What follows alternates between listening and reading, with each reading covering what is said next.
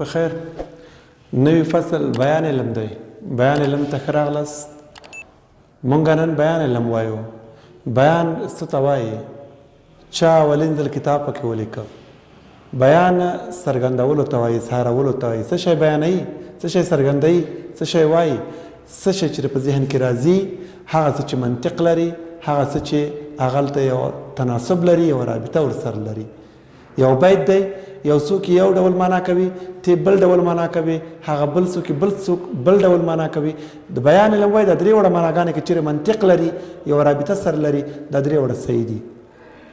بیان علم اولین دفعه ابي عبیده د مجاز القرآن په نامه یو کتاب ولیکه.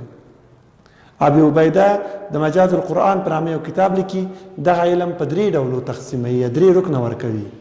یو ته تشبیه وایي، بل ته مجاز وایي، بل ته کنایه وایي. په دری کې دغه علم بیا په څلورو ډولو تقسیم شوی دی. مجاز هغه تشبیه مجاز بیا داسې نه دی کړی، مرسل مجاز او استعاره یې هلته ورته ویلې ده. یعنی مجاز په دوه ډولو نه دی تقسیم کړی، هغلته بیا بیل کړی دی دا رکن. په اصل کې مستعار مجاز، مرسل مجاز دواړه مجاز دي. یو ته استعاره یا وایو یا مستعار مجاز ورته وایو، او څلورم رکن کنایه ده. راځم د درې وړو ترمنځ لنډ توپیر کوم. تشبیه شباهت ورکولو ته وایي، یو څه له بل سره پرتله کولو ته وایي. هغه که په مادي کې وي یا معنوي کې وي، په دواړو کې تشبیه واقع کیږي. زه محمد لکه د محمود داسې دی شکلا، یا زه محمد لیاقتا داسې دی لکه محمود، هم معنا شو هم شکل شو. بیا مستعار مجاز څه دی؟ یا مجاز اجازه ورکوي. مجاز اجازه ورکول دي، د لارې تېرېدلو په معنا ده. خپله مجاز اجازه ورکوي چې یا قرض وکړه یا قرض مه کوه. قرض یې وکړه مستعار مجاز، که قرض یې ونه کړه هغه ته مرسل مجاز وایو. قرض له چا کوي؟ له تشبیه کوي، یا مشابه قرضوي یا مشابه به قرضوي. که مشابه یې په مستعار مجاز کې قرض کړه، مشابه به به ته پیدا کوي. که مشابه به یې قرض کړه، مشابه به ته پیدا کوي. همدارنګه موږ دا درې رکنه. او کنایه هغه کلام چې مقابل جانب ته مطلب ورسوي ولې ښکاره نه وي، یا غیر صریح کلام مقابل جانب ته رسول دي، دې ته کنایه ویل کیږي. مونږ راځو تشبیه ته. تشبیه علم وایو. تشبیه چې دی شباهت ورکول دی یو څه له بل سره. پنځه رکنه لري. یو مشابه دی، بل مشابه به دی، د تشبیه وجه ده، د تشبیه غرض ده، د تشبیه عادت دي. مونږ ویلی داسې شو په دري کې یا دغه خبره زه یادونه کوم. په دري کې دغه بیا څلور ډوله ارکان یې ورکړي دي، هلته د تشبیه غرض نه دی ورکړی. مونږ په تشبیه کې دا مشابه مشابه به د تشبیه اساس ترین ارکان وایو. د تشبیه اساسي ارکان چې دي هغه مشابه مشابه به دي. یعنی څه که مشابه مشابه به په تشبیه کې ذکر نشي، هغه ته موږ تشبیه نسو ویلی. خو که دا درې ارکان نور تشبیه وجه غرض عادت ذکر شي یا ذکر نشي، په تشبیه کې کوم خرابوالی نه راځي. اما مشابه مشابه به کې پکې نه وي، هغه تشبیه نه ده. نو ځکه موږ ورته طرفین وایو، اساسي ارکان تشبیه ورته وایو. راځم د تشبیه په دغه مثال کې ښه واضح کوم. وګورئ دغه اوبه لکه د شاتو داسې خوږې دي. این آب مثل اصل واری شیرین است. آب را به اصل تشبیه کرده. این هر آن چیز که به چیز دیگر تشبیه میکنیم مشابه به چیزی تشبیه کردم به اصل این مشابه بهی. آن صفت که بین مشابه و مشابه بهی شریک است او را تشبیه وجه میگم. این شیرینی خوگوالی در تشبیه وجه شود. تشبیه وجه.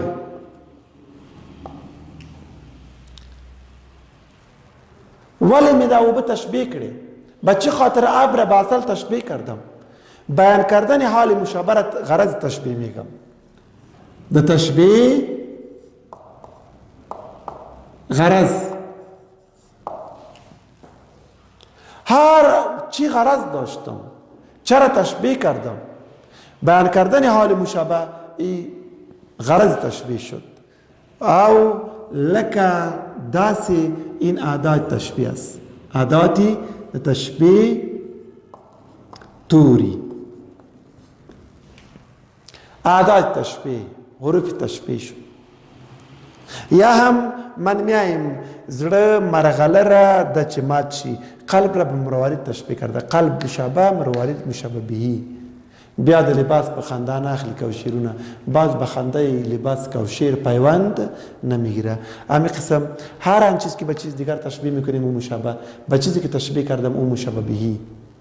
بسیار با آسانی سعی کنید اینجا، بسیار با آسانی من اینجا میتونیم که مشابه بهی را تفکیک کنیم، فرق شود. اینا سعی کنید دغه او بل کده شاتو داسې خوګيري در هر آن رکن کی وجه شبه ثابت بود همون مشابه بهی است. اینا اصل اب، اصل شیرینی وجه شبه، اصل همه شیرین است یا معلوم دار است که اصل این مشابه بهی شد. مروارید و قلب همیش ثابت است که مروارید شکسته میشن، ثابت است او مشابه بهی. همین قسم میایم این تشبیه را به ترتیب تقسیم میکنن. تا حال این تشبیه به ترتیب تقسیم نشده در کتابای مکاتب. یک کلان خطا که اونجا وجود داره این به ترتیب تقسیم نشده. اگر ما به ترتیب تقسیم کنیم چی دری باشه چی پشتو هیچ مشکل نیست، بسیار بسانی میتونیم او را یاد بگیرم.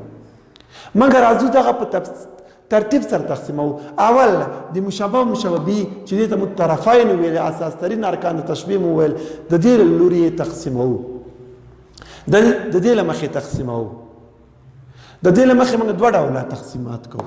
اصلا خو ډیر دي، هغه نور تاسو دلته ځای نه راځي، څلور دي، خواوې او ماده او ماهیت هغه تاسو ته نه راځي. اما دلته د طرفینو د موقعیت په لحاظ د تشبیه ویش، تقسیم تشبیه، طرفین مشابه بهی موقعیتش کجا هستند؟ کجا موقعیت داره؟ آیا هر دو در یک مصرع است یا یک در یک مصرع است دیگر در دیگر مصرع؟ از این لحاظ بدون او تقسیم میشن ملفوف و مفروقه. اگر مشابه بهی در یک مصرع باشه و مشابه در یک مصرع، مشابه بهی در دیگر مصرع باشد، این از لحاظ موقعیت ملفوفه میگم. ولی اگر مشابه و مشابه بهی هر دو پالو به پالو باشد این را مفروقه میگم. مثال داسه یار، داسه حنان، داسه اغیار دی. یار، حنان، اغیار مشابه او در مصرع یک مصرع. داسه گل، داسه بلبل، داسه زغن دی. ای چه گل است چه بلبل است چه زغن، گل، بلبل، زغن ای مشابه بهی در مصرع دیگر موقعیت پیدا کرده، از لحاظ موقعیت ای را ملفوفه میگم. مفروقه که مشابه و مشابه بهی در یک مصرع موقعیت پیدا کند او را باز مفروقه میگم. مثال خله غنچه، زلف نرگس، سترگی نرگس، زلف سنبل دی. خط ریحان دی، سه گلزار پلاس را کی خود. سعی کنید اینجا خله دهن مشابه، غنچه مشابه بهی، چشم مشابه، نرگس مشابه بهی، زلف مشابه، سنبل مشابه بهی. خط تار ریش را میگم، تار ریش مشابه و ریحان مشابه بهی. در یک مصرع پالو به پالو موقعیت پیدا کرده، از لحاظ موقعیت این را مفروقه میگم. دوم تقسیم باز از لحاظ طرفین این سه دانه را دیگه کار نداریم تا حال. تقسیم تشبیه از لحاظ ابتذال و ندرتی همین طرفین.